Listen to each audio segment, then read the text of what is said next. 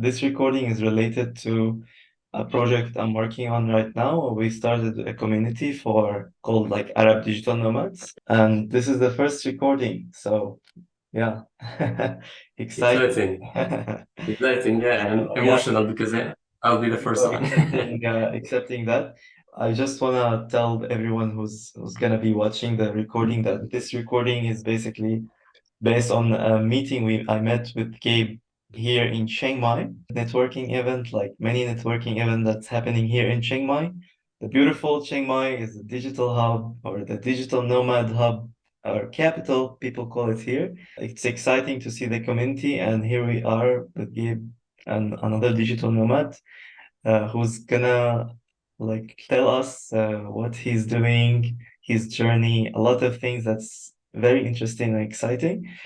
And yeah, I'm looking forward. So first of all, just to give an introduction for people who is watching you. So tell us more about yourself, what you do in like a short, and then we will dig into details. Thanks so much, Muhammad, for having me.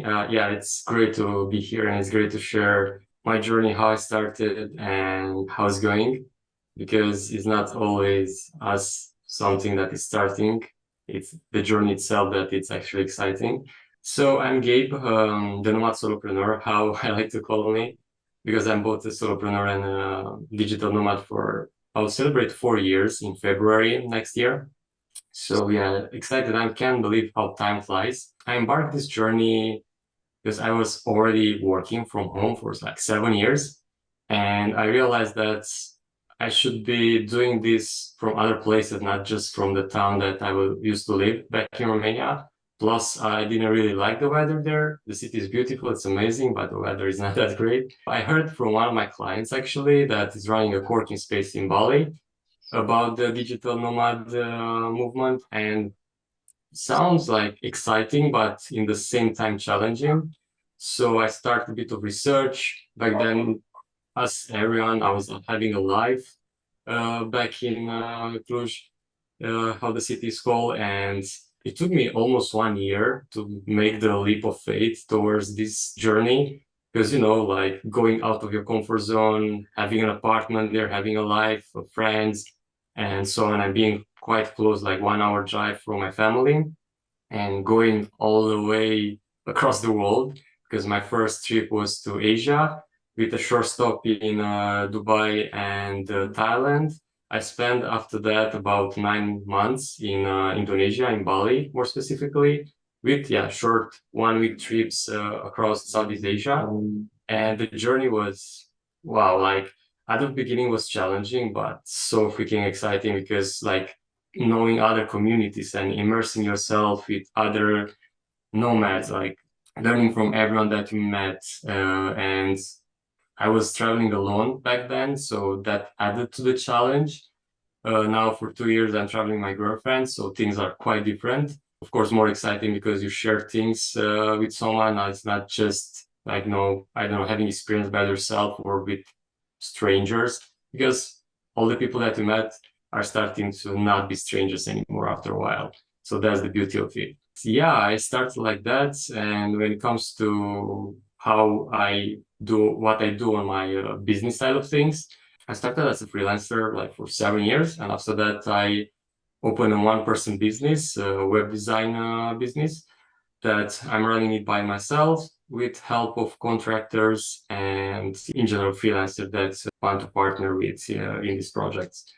So that's me in a nutshell. Yeah, happy to share more and learn more about your community and how can I be helpful for it.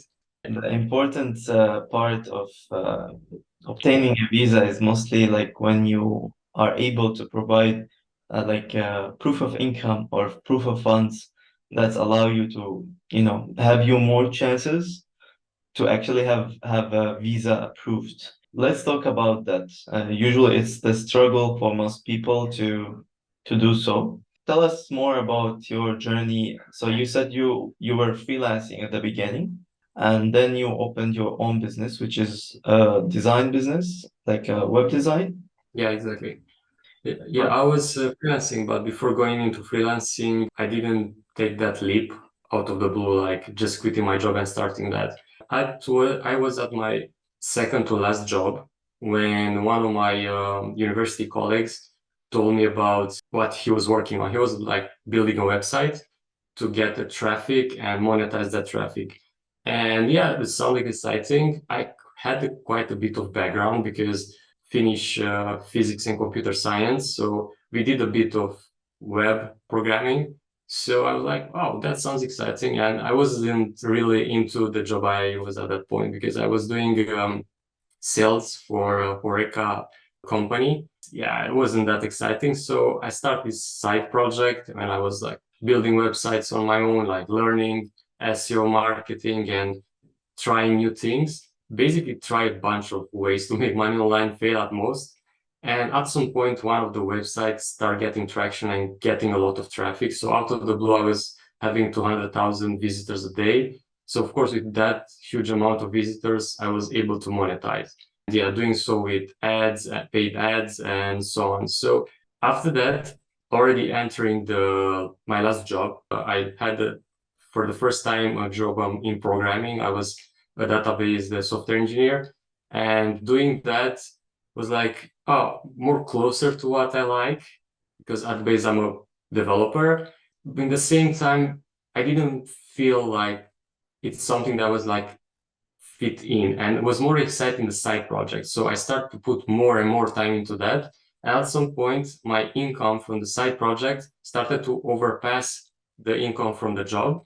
Meanwhile, my expertise in web design and development wasn't at that point to allow me to build like a super professional website. So I had to hire an agency to build a website for me.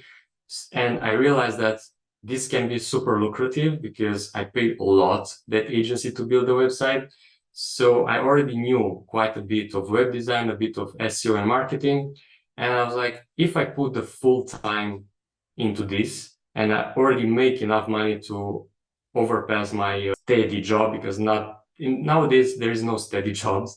Even back then, like 12, 13 years ago, when this was the case, like months later after I quit, one of my colleagues got fired in the same position as me. So because imagine that a lot of friends, family telling me, oh, you're crazy, you're quitting this good job. I was working for a company that is state-owned.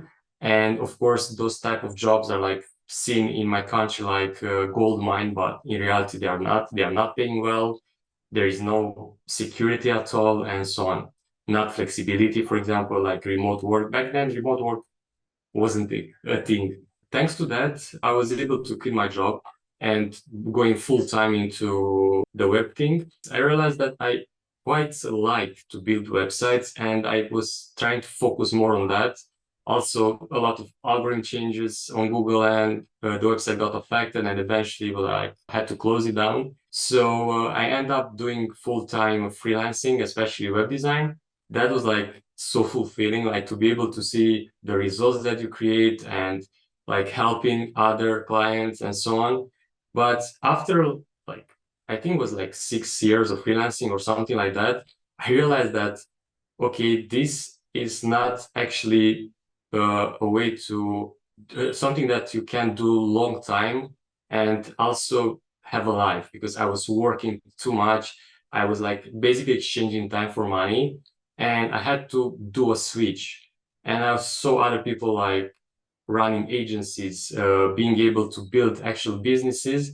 And in the same time, I was reluctant to do that. I never like to have like a lot of people under my umbrella and hire a lot of people, because they become your responsibility. And in case the business is not going well and you need to fire them, in my opinion, it's not that nice to like, it's not a good moment to be into, you need to fire people. I start to research online and find ways to actually build a sustainable business without needing to hire a lot of people. So that's how I started to have like a one-person business, and digital finance was created, my web design studio.